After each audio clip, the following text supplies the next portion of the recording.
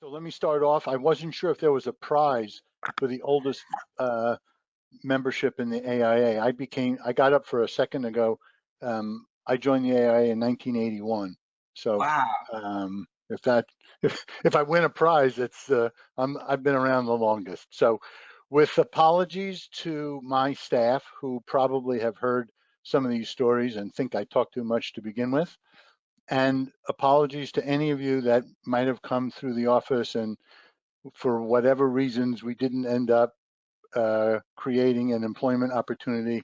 I apologize to you as well. But I do talk a lot. I like telling stories. I think stories are a great way of revealing things both about time and circumstance as well as just personal history. So like some presentations have sub themes, this is actually also the bumper car pinball machine 80-20 theory of life.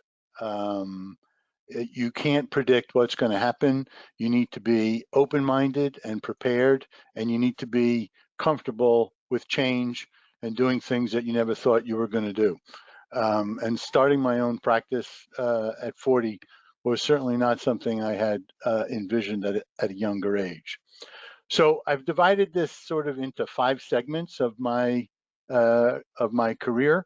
There's one intermediate slide which gives us sort of a brief agenda for what I hope is 10 minutes per section, and then there's some visuals that we'll sort of get through. But just to get started, my formative years, so to speak, was the years of the Vietnam War. Some of you know that there was a draft that went by lottery numbers of your birthdays. Some people were in college, some people were about to go to college, and if you had a low number, you had few choices. And it was a difficult time as the war ended and people came back and needed to mainstream back into society. And we're still dealing with some of those issues. And it's a part of our practice is to deal with mental health, behavioral health, physical health, and healthcare, which is the backbone of the practice. But mechanical drafting in the 1970s in high school looked like this. Um, I don't know if anybody can remember what these mechanical machines were like to use, but there were big 4-post drafting tables. We sat on hard metal stools. Everybody had a kit with pencils and pens and real ink, and it was a nightmare. It was not a way to teach a profession, but so be it. Anyway, um, I took an aptitude test in high school. Architects came up. I took mechanical drawing. I went to the guidance counselor. I asked about architecture. I'm a first generation American. I'm the first generation in my family to go to college. I had an older brother who was ahead of me, but this was not an era where there were either college career counselors or parents that could guide you through the application process. This was, I don't know how many schools to apply to. I don't know, how far you want to travel or how many times you're willing to come home. I went and left home at 18. I haven't been back. Um, but this is what Sibley Hall at Cornell University looked like. But getting there was another one of my short stories because I was told in high school that you can't go to, there's no such thing as undergraduate architecture school. You have to go to a 4-year college and then you go to graduate school. So I applied and entered the urban geography program at Clark University in Worcester, Massachusetts. And by the first semester, I was home complaining that my professors said I should have applied to architecture school. I shouldn't waste my time for 4 years. It's too expensive. It takes too long. The earlier you start your career, the better off it is. So I spent Christmas vacation of my freshman year writing applications to Cornell, where I never thought I'd get in, and to Pratt, which would have been home because I could have driven or lived at home and gone from Nassau County to Brooklyn. and Washington University in St. Louis, which was just a Hail Mary pass. And as remarkable as it could be to me, I ended up in Ithaca, New York, in the 5-year program. And even more miraculous, they accepted all 30 of my freshman year credits, which meant that I could do the 5-year program in 4 years by taking 2 summer studios, design studios. And for someone that, I don't know how to, I'm sorry, I'm crossing out the pretty pictures of everyone. No, I don't want to do that. I guess you can't see on the right side of the slide is a picture of the Green Dragon, which is the coffee shop in the basement of the building on the left. And it's actually a picture from the 1970s that Erin found, which was, where you hung out when you weren't in studio. But anyway, I transferred the credits and I made it through those 4 years, graduating in 1976, shortly after the oil embargo and the Great Recession of the 70s was just beginning to come back to normal. Being someone from the metropolitan New York area, there were just no jobs, nothing at all. And my pebble in the water and my concentric circles of where to look for a job got wider and wider and wider.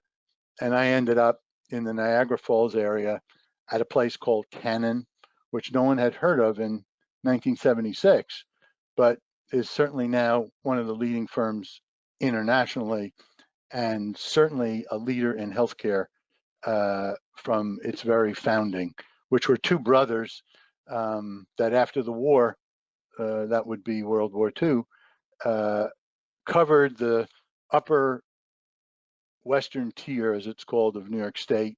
They had their own little plane, and they did schools and community hospitals and just went from town to town, city to city, and did an enormous amount of work. When I got there, there were 300 people in an AE format. You were either in the design department, the production department, or the construction department. And it was very straightforward. So I'm flipping, I wasn't sure where the next slide was. I only stayed in Buffalo for a year. After 4 winters in Ithaca, New York, I ended up in Buffalo for the great storm of January 1977 with 3 feet of snow. The emergency Corps of Engineers took over the city. The city was closed, and I lost my car. The Army got us out of the building and took us to a hotel to stay. It was quite an experience, but that's not what got me back to New York. What got me back to New York was getting married, or thinking that I was going to get married at that point. So 1977, I came back to New York, and I guess, not that this is interactive, but I would just ask all of you to give it some thought. If any of you ever heard of a guy named John Carl Warnke? Because if I asked you if you heard of Cohn Pedersen Fox, everyone would say, absolutely, of course. Well, Gene Cohn was the president of John Carl Warnke and Associates. Bill Pedersen was the senior vice president of design of John Carl Warnke. And Shelley Fox was the chief operating officer of a firm called John Carl Warnke Associates. That was the largest sole proprietorship in the United States, with 5 offices headquartered in San Francisco, Los Angeles, Washington, New York, and Boston. And I had the opportunity, again, I don't know why, the luck, but I interviewed with Shelley Fox at 11 o'clock on a Monday morning in Manhattan on Madison Avenue. And then I went to lunch at Schraff's with my father, which was 59th and Madison. And then I walked across the street to the 5th Avenue offices of John Carl Warnke. And the result of that dinner table conversation that night was, one firm said, well, we're growing, we need people, we'll match any salary you get offered by anyone that you interview with. And well, you could start anytime you can get your behind down from Buffalo back to New York. They offered me $14,000 a year. I thought I had died and gone to heaven. Shelley Fox said, you know, we have two of your classmates that are already working here. They're unpaid, of course, because we're a brand new firm and we haven't really gotten our self situated yet. And we're planning big things, and we've got a couple of really big contracts that haven't come in yet. And my father said to me, wait a second, are you really thinking this out? I mean, is there a choice here? So I spent the next 9 years at John Carl Warnke. And just to scroll back for a second, Jack Warnke, as he was known, ever since he met Jack Kennedy and they played football together. Well, actually, he played football at Stanford and they met at Harvard in the 1940s. He had a daughter who was my age, who had moved to New York from San Francisco and wanted to learn the business because after Cohn Pedersen Fox left, Jack thought it would be a good idea to have a family member in the business for continuity. And I was then on board for about 6 months, and he approached me and said, how would you like to take Margot under your wing and teach her a little bit about the business of architecture, which was perfect timing because I was under intense pressure from my wife to go back to business school and learn something more than drawing pretty pictures. So I approached the office. How would you like to send me back to business school as a business expense? Shock of shocks, they said, okay. Columbia had just started a program called the Master's Degree Program for Executives, and you went to school on Fridays, and you maintained a full-time job. So one of the vignettes from my career at Cornell that I left out was that I worked all the way through school. I was a student resident advisor, and then I became a head resident. So I had 1 year with no miscellaneous jobs. Rather, second year I was a floor monitor, and then years 3 and 4. And I took a lot of heat from the professors that I wasn't committed, I wasn't dedicated, I didn't work hard enough. I left the studio at inappropriate times. And I said, I have a job. And they said, well, that's part of your problem. You don't know how to make choices. And I said, well, I don't think I said it exactly in the words I'm using now, but I think I said something like, if I didn't have the job, I wouldn't be here. So it's not exactly a choice. So I went to school and I worked. And now it was, I went to work. So going to school didn't seem so difficult. So in 4 semesters, I finished a master's degree in business. And during that time at the Warnke office, I was made the office administrator, which was a very unique role. Someone had to report payroll, had to report hours to the new computer system, to update the budgets. It was not a leadership role, it was a management role. And I earned that slot because I was, teaching the boss's daughter how to manage a practice. We had about 40 people in New York, and well, down from the 100 that it was with the other folks. But anyway, Jack Warnke is on screen on the right, and he's reviewing some drawings for Lafayette Square in Washington, which were one of the projects that earned him a place on the Washington Fine Arts Council. And he went on to do the Everett Dirksen Senate Office Building, the capital of the state of Hawaii, the master plan for Annapolis, and sadly ended up at the end, he was the architect for the Kennedy gravesite in Arlington National Cemetery. Those connections, that social life, the people that he met were the backbone of what that practice was nationwide. First building I worked on in that office in 1977 was Canal Place, a high-rise office building in New Orleans. and shadowed on my screen by everybody's little phone vignette is 100 Hamilton Plaza, which for some of you might know is the tallest building in Paterson, New Jersey. It's still there. It's fully occupied by the state of New Jersey, and it's a building I've done tenant work in for, I don't know, certainly more than the last 10 years. Just another coincidence in,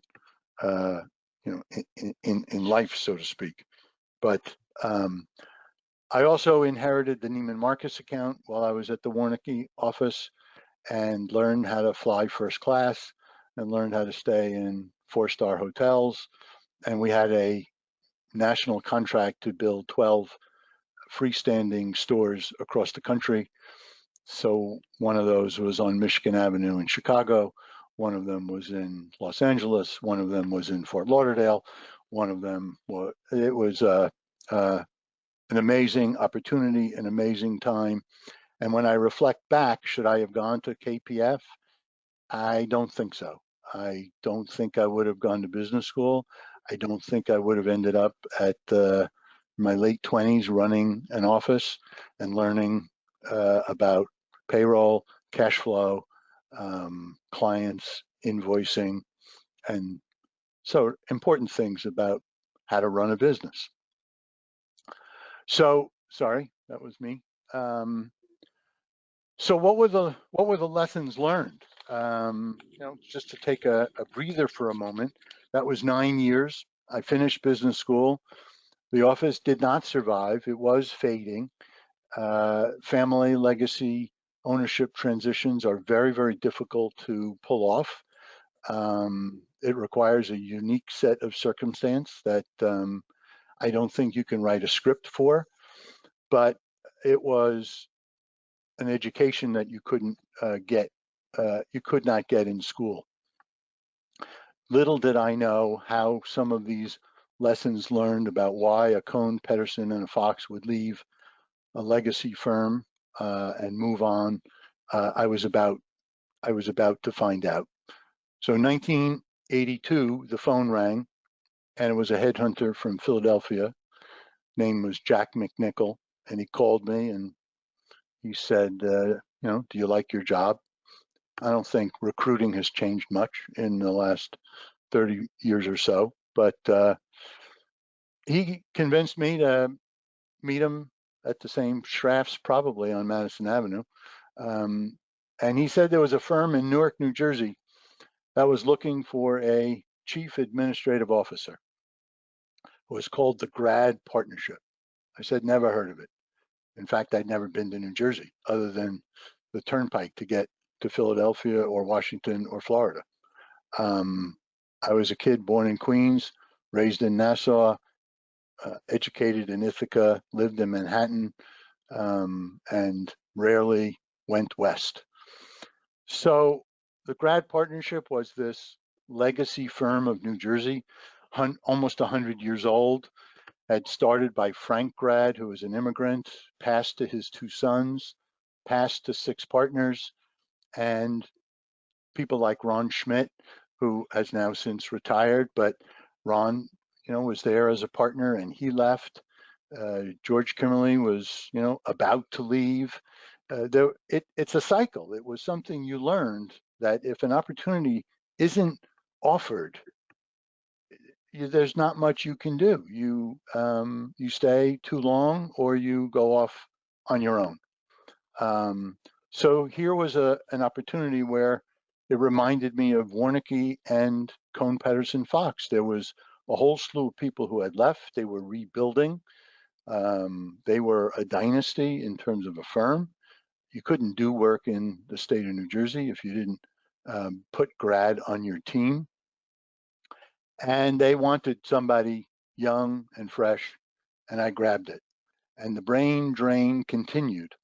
And 1985, at the age of 32, I was offered a partnership. Not the usual route that I expected, if there was such a thing as a usual route, but the marketing partner, a guy named Lowell Brody, took me out for lunch and he said, Dennis, you know how to write well. I said, thank you. It's a compliment. He said, no, no, no. Have you ever thought about a career in marketing? So I said, well, I'm not sure. I'm not, what does that mean? And he said, leaning over his third martini, I'm going to be the first partner to retire. If you want my job, you need to say, yes, I can make a career writing proposals and marketing and selling and going to conventions. So I took a sip of my first martini and I said, done. Okay, what do I do? Where do I sign? So I spent another 9 years at the grad partnership, nursing 5 partners that were 25 years older than I was. And it wasn't easy. They were worried about retirement. They were worried about how much money was actually in the retirement plan and how much was supposed to be funded through annual contributions. They were worried about other people leaving.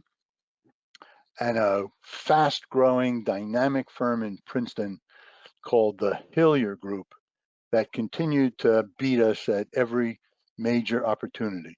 And why was that happening? But the legacy of the grad firm, the photo on the left is what is now Symphony Hall, and spent along many, many years recreating itself. It was a church, it was a meeting hall, it is now Symphony Hall, and it's quite a handsome building. The building in the middle is the Raymond Commerce Building, one of the major downtown buildings from before the war.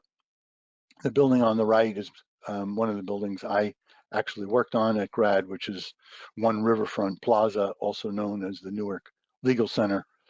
And I've done tenant work as Posen architects in that building since then.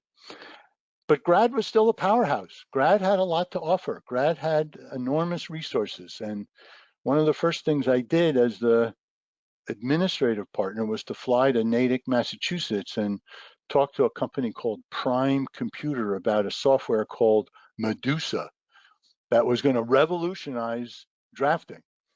And this little room that you can see, it's glass enclosed, that's a $250,000 mainframe, which is what it took to power 4 workstations.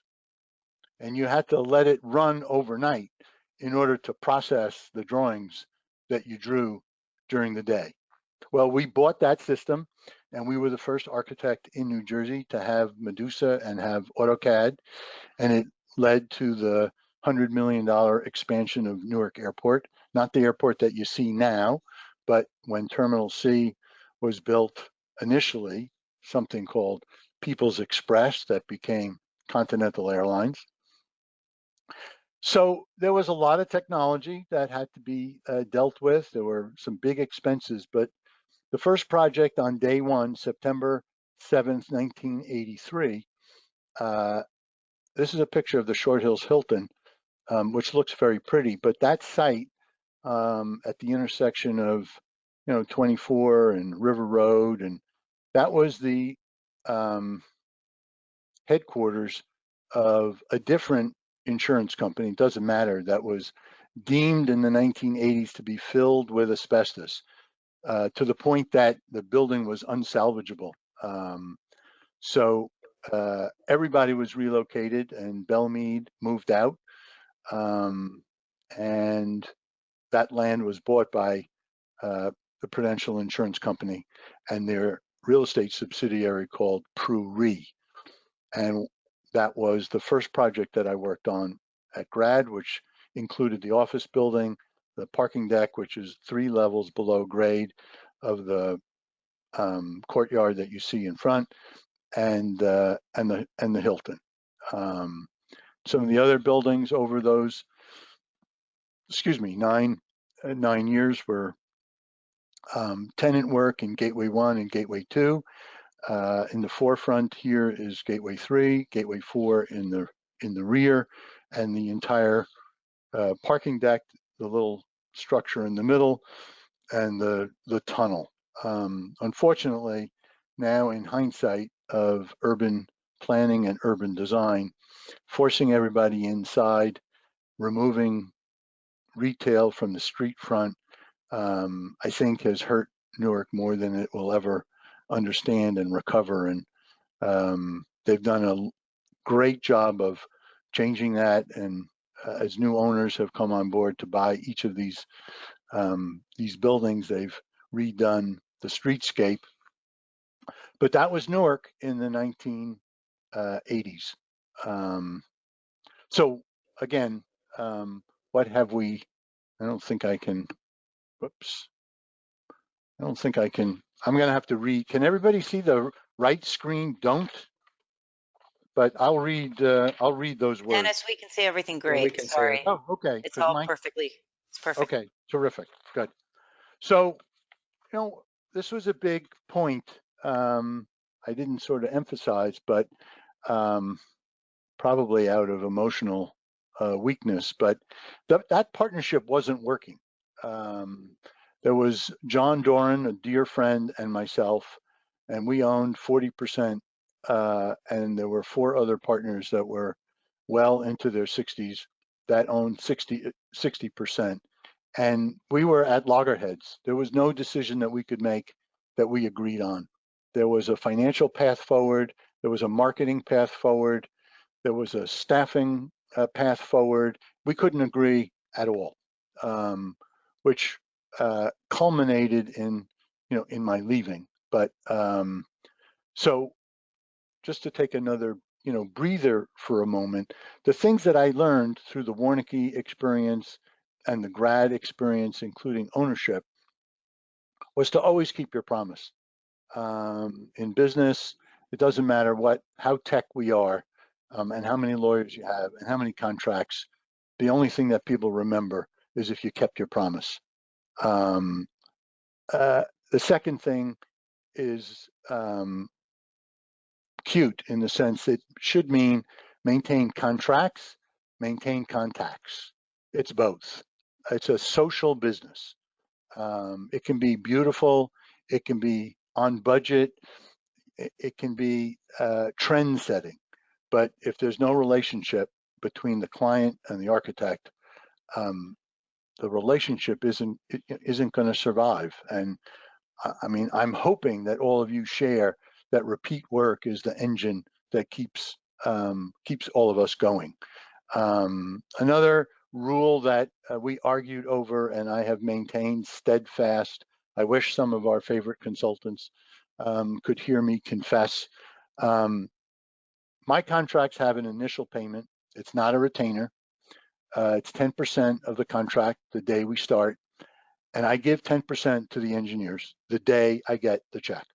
They don't know what it's for. They don't even know what their scope is sometimes. Sometimes I have to call, Doshi or Jeff Ling just to pick, 2 very close friends. And I have to say to them, you're about to give me a fee for a new MRI at such and such hospital. And I think your fee ought to be about such and such. So this is 10%. And you'd be amazed how fast you can get people to cooperate and to work with you. And amongst us friends, they have to push some other work aside in order to make room for the guy that pays the bills. And last but not least, it's always, always, always, always, there's never been an hour given by a student in my certainly practice, which we'll get to, of 25 years, that wasn't paid for. It is the training of the emerging professionals that will change our mentality of doing work for free. Start them young, train them right, pay people for the quality of their work. I don't want to get into philosophy, but if it's impossible to pay the interns, for me, I have to look in the mirror and say, maybe I shouldn't be doing this charity work. But the don't side, is pretty clear. We stop work if we're not paid. We don't steal work from anybody. We would, never disrespect another peer for what they did on a schematic or, a phase 1 or a phase 2. If we don't stick together, we will lose whatever respect in the industry, in the larger society that we're going to have. And it's somewhat of a tangent, but we don't have things that are confidential in my office either. Almost everything that I can think of is open book.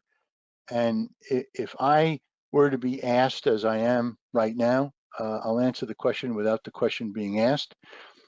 What is one of the legacies that I want? I want to make sure that if someone chooses to leave, that they're the smartest person that the other firm ever hired. And if they stay, I want to make sure that I give them every opportunity that they don't leave like Cohn Pedersen Fox. So I didn't get that opportunity at grad. There is nothing that I suggested and offered after 10 years that they would listen. So I left. And that gets us to phase 4, big decision, private practice. I was 42 years old. There was a family intervention. Dennis Posen was not a happy guy. I wasn't happy at work. I wasn't smiling with my children. And the root of it was I hit that wall. I finally hit that moment that was, I got to do this for myself. I know what I'm doing. I know how to get work. I know how to keep work. I know how to do work. I've got 20 years of experience under my belt. I know what to do. I know what not to do. So I wrote a business plan for myself. I was lucky enough to have funding that came from a hardworking wife, and the business was launched. Business was launched thinking that I could tap into some clients that I had done work for. That was one of the big mistakes.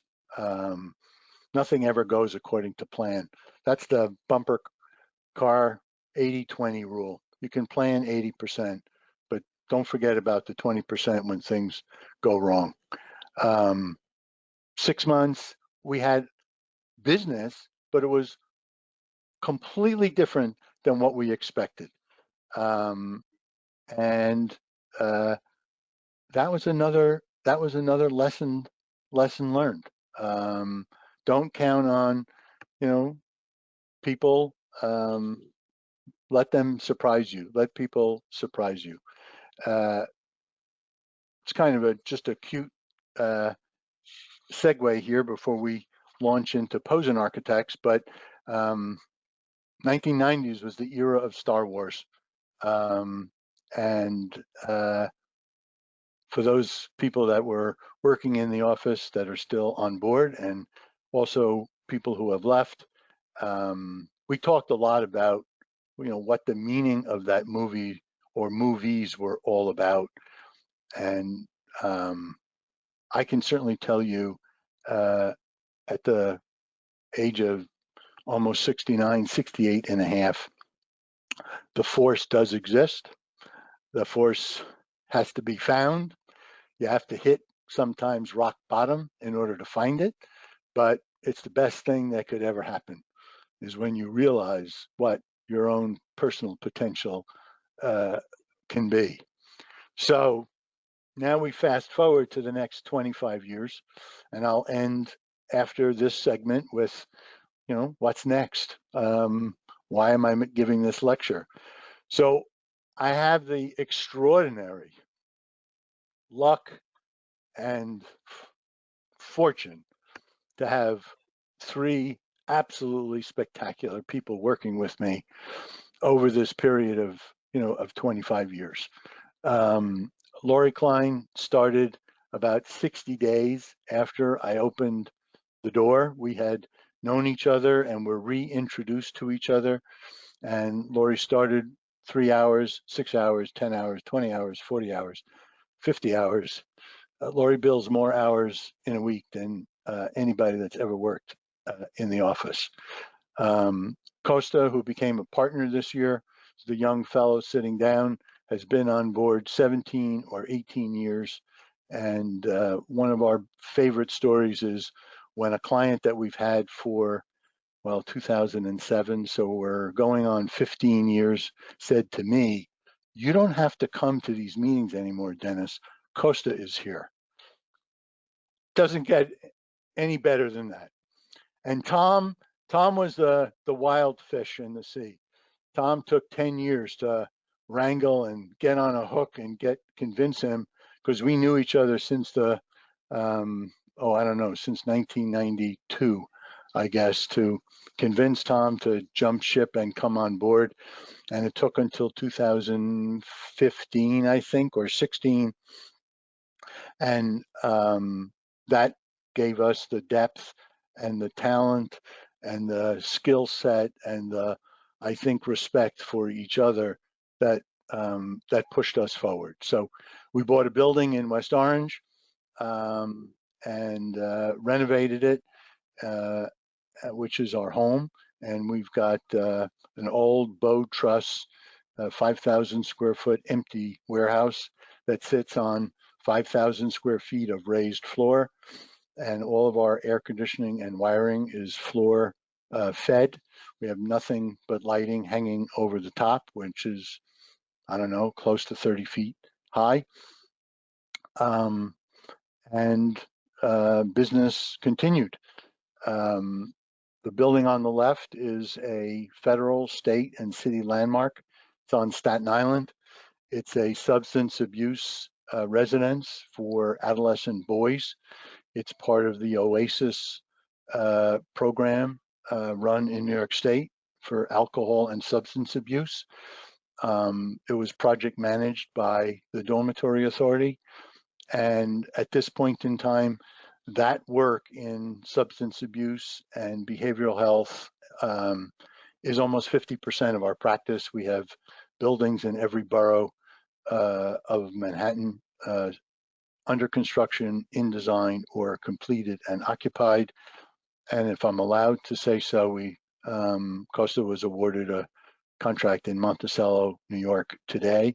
So our footprint is expanding. These are buildings that range from 5-6 million up to 20 million, with 20 residents to over 100 residents, male, female, adult, adolescent, treatment, and residential. So it's a very big part of our practice. Building on the right is the only building built up at the Mountain Creek Resort. This is the Appalachian Hotel, which was a development from Intrawest Corporation before they went out of business. And that's ski on, ski off condominium hotel building of, I think, 180 units. Telehealth at Westchester Medical Center in Westchester County is on the left.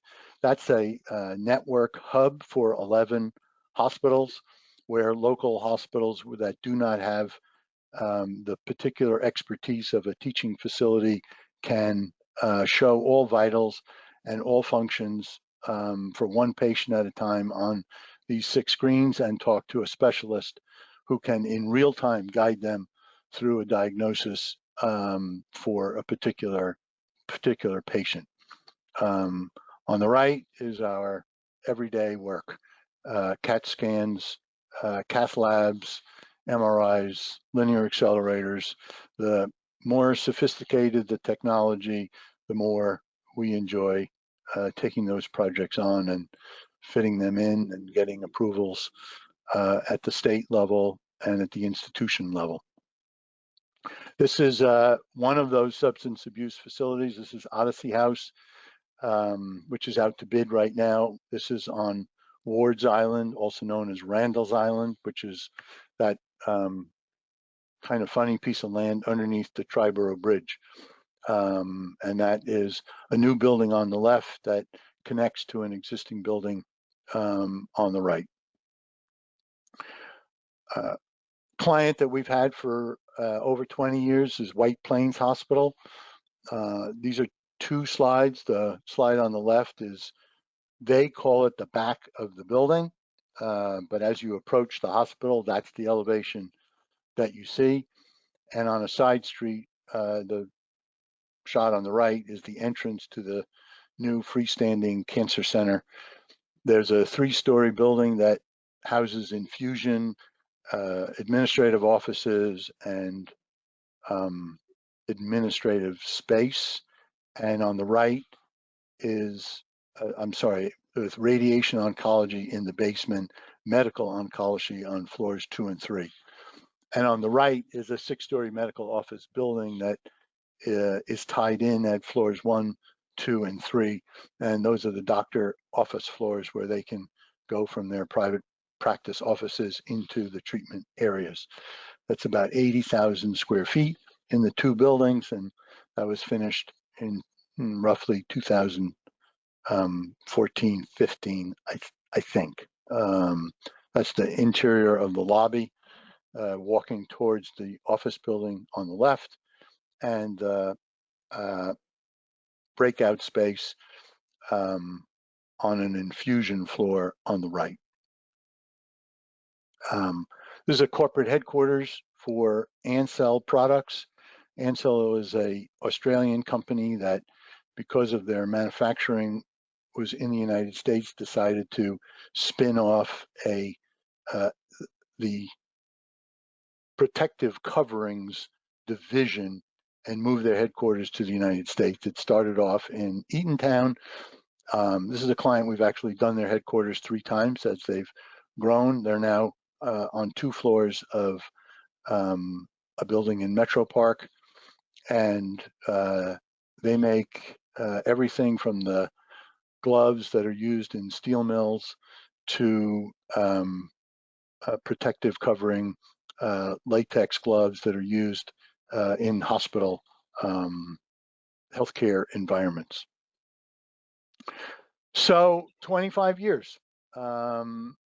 What's next? What does all this mean? What have I learned? What have I not learned? What am I prepared to do? What am I not prepared to do? Let's start with luck. I've had unbelievable luck. I've had good health. I have a terrific 43-year marriage. I have 2 fabulous, almost married daughters, one yes, one upcoming this year. I've been surrounded by this incredible talent, not just the 3 other principals, but I think 12 or so of staff members, or I can see the initials, are listening tonight. They all know they're talented. And if they come to me tomorrow and tell me I didn't know I was talented, I'll tell them to their face. I've had good health. So the one thing I can control on my 80-20 rule is timing. I have to make plans so that it doesn't get stale. I'm doing things I shouldn't be doing anymore. And that first step was to elevate one of the 3 principles by age, by talent, by drive, by ambition, by all rights, to take a leadership role and become a mentor or quarterback instead of halfback or some other post Super Bowl analogy. I've had the ball, I've run with it for a long time. It's time to step aside, time to be a teacher, time to let other people shine, and more importantly, time to let them make mistakes. Because I've certainly had my fair share of mistakes. So that was my timing. I was hoping to get done at 6:30. I think it's 6:30 right now. I'd love to, answer questions if that's appropriate. If I skipped over something, I apologize, but it's been a fabulous, fabulous ride. Dennis, can you just fly through the last few slides there? And Oh, I'm sorry. yeah, I knew I was going to forget that, and you reminded me that at 4 o'clock this afternoon. Right. you can So just fly through. this is, yeah, these are my farewell. This is all about teamwork. We have a water theme in my life. Everything for me revolves around the water, boating, sailing. Um, but these are great team exercises. Take a day off, rent a boat, go out, do some rafting. You could go climbing, you could go rock climbing, whatever it is. Take your staff out and do something with everyone, and break out of the office environment. Um, and this is our team. These pictures were shot, I think 8 days ago, something like that. So this is up to date, and I'm thrilled that everybody is on board and that most of them or all of them had a chance to listen. And my special thanks certainly to Lori, who's in Florida, and Tom and Costa, who I know are listening and watching. That's it. Bravo. Good job.